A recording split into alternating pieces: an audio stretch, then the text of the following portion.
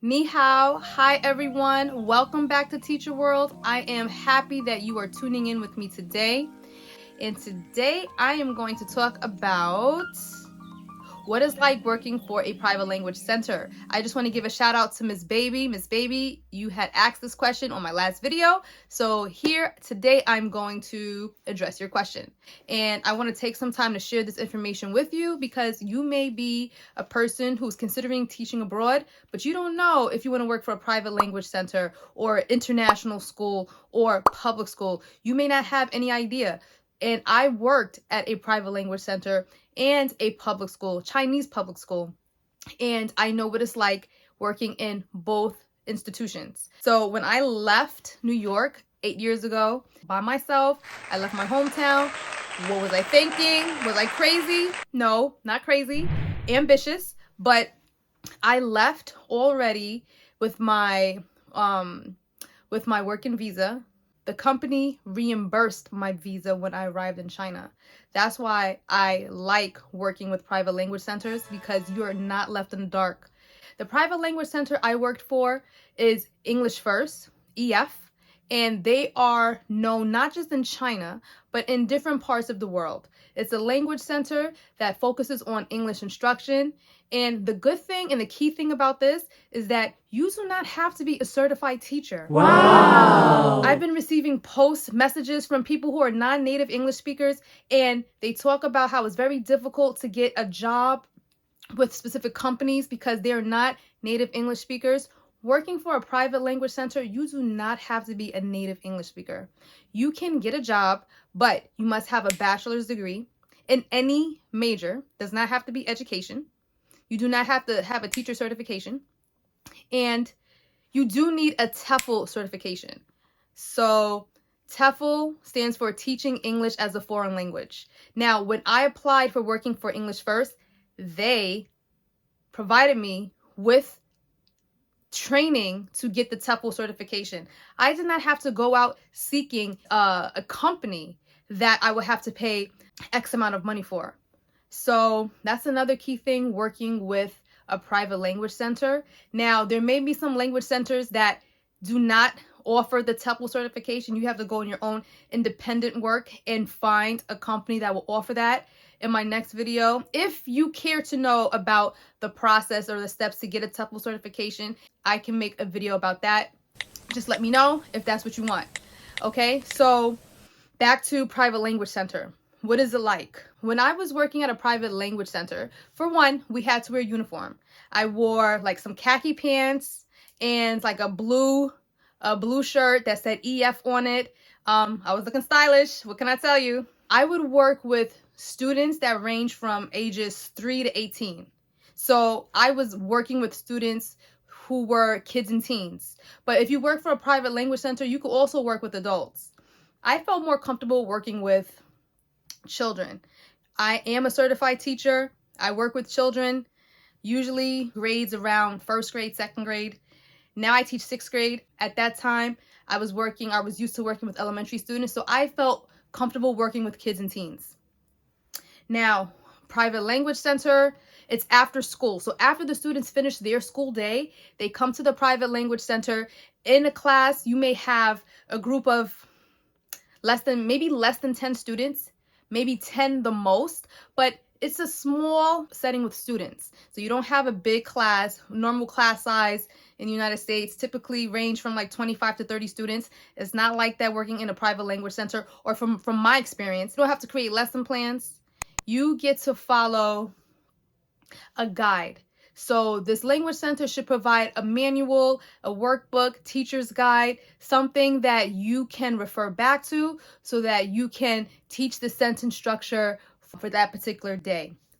I remember the time period, depending on the class, I may have a class or work with this class for an hour. I may work with this class for 2 hours. So it depends on the structure, how long you'll be working with those students.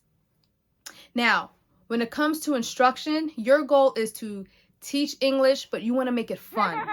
Okay, remember, you're working with students whose first language is not English, or English is not spoken at all.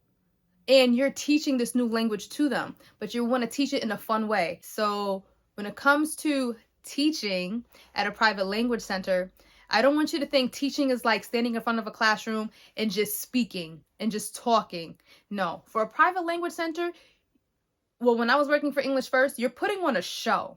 Okay? Imagine like you are on stage and you're performing. So that's what it's like working for a private language center. Well, my experience working for English First. Now, I am a certified teacher, but everything I know as being a certified teacher went out the window working for this particular center, because you're working with students who are not familiar with your norms in structure and what it's like to be in the classroom and participating and raising our hand and sitting quietly. It's not like that. Okay, especially when, well, depending on the environment, depending on the culture, it depends on a lot of different factors. Okay, this is not a regular school where you have a lot of structure. The students are not sitting at individual desks. The students were sitting in a seat in a half of you, and you're standing in front of them and you're instructing, you're teaching, but you're teaching in a fun way. I was told working for this company, you have to make things a game. You want the students to understand, you want them to retain the information, the sentence structure, the target words, the vocabulary. Make it fun for them. Make it a game. Maybe have the students run from one end to the other end of the classroom, but then they have to grab a picture that resembles a cat. So if you're teaching them animals, for example, you would say cat, they would run, find the cat, place it in the bucket, simple.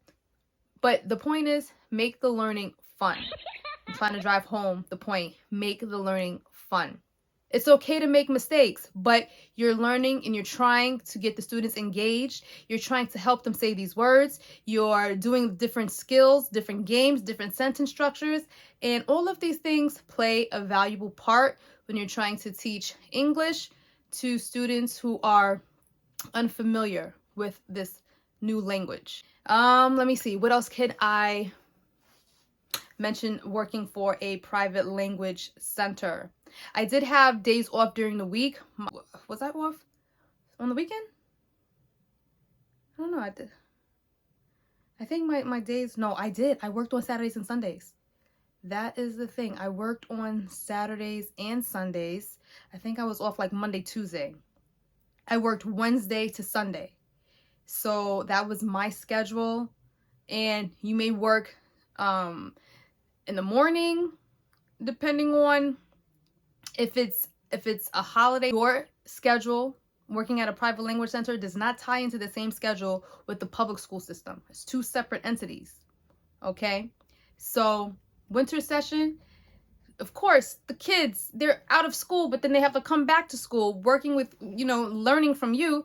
But once again, you make it exciting. You make it fun. You do a lot of dramatization with the students, a lot of role play, a lot of trial and error. You are the person who is in charge, so have fun. I did have if you want to call it a TA, teacher assistant. I did have a Chinese teacher assistant, someone who was there to help out if there was some type issue, maybe with behavior. I did have help in that regard. Maybe if there was something that you were teaching and maybe using visuals was not driving home the point, the students did not understand, the Chinese teacher, they would help and they would translate. If you found this video to be valuable to you, please like and subscribe. If there's anything that you're unsure about, please address it in the comments.